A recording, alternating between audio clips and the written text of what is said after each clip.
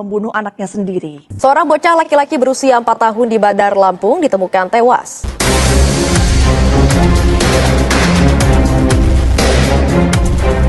Tangis histeris ES, seorang ibu yang tega membunuh bayinya, langsung pecah saat hendak melakukan rekonstruksi di rumahnya.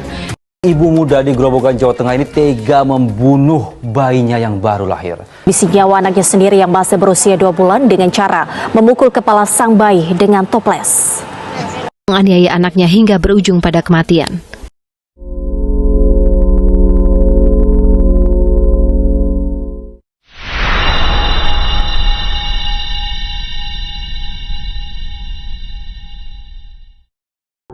Wala taqtulu auladakum khasyatan imla. Jangan jangan lakukan itu, jangan. Air mata ini jatuh bukan karena hari ini, tapi karena semuanya sudah terlambat. Kami memang pernah saling menatap dengan janji, mengira cinta cukup untuk menaklukkan segalanya. Tumbuh kehidupan baru yang kami tunggu-tunggu. Kami sebut dia dengan anugerah. Ia lahir ke dunia ini. Perlahan ia tumbuh, merasakan pahitnya dunia. Aku diberi gelar seorang ibu.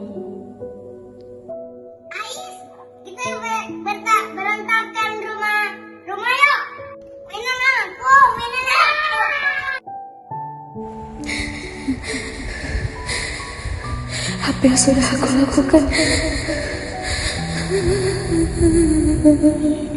Tidak.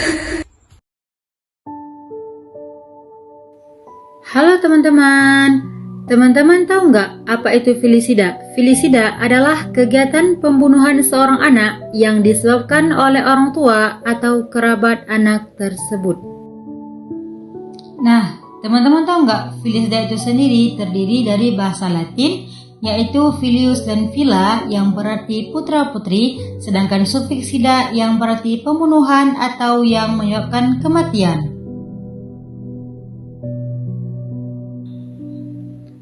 Di dalam Islam, perbuatan filisida sangat dilarang keras untuk dilakukan.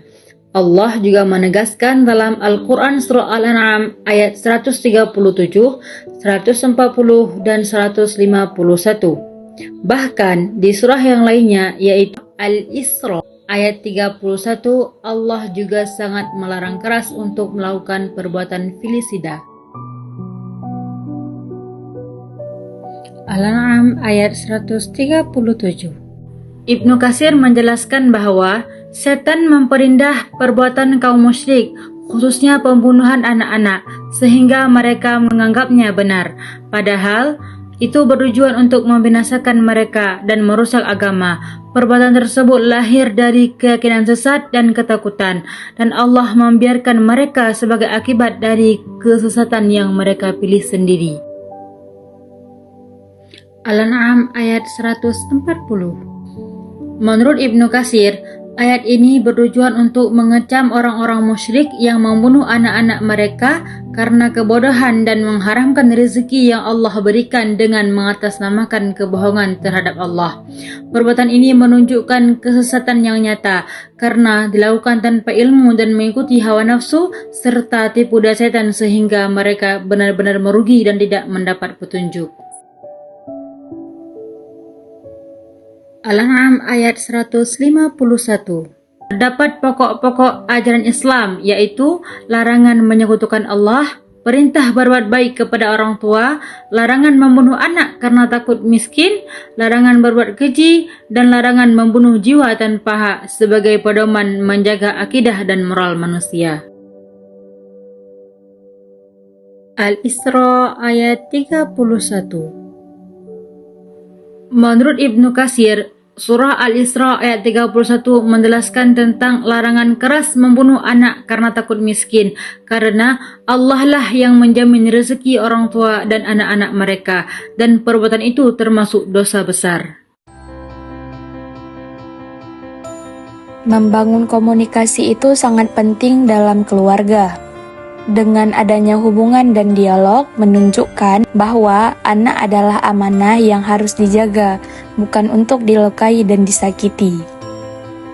Dengan menanamkan nilai-nilai Qur'ani kepada keluarga dan anak dapat membuat mereka sadar bahwa perilaku filiside merupakan hal yang menyimpang dari ajaran agama dan kita harus menghindari hal tersebut agar tidak terulang kepada generasi berikutnya.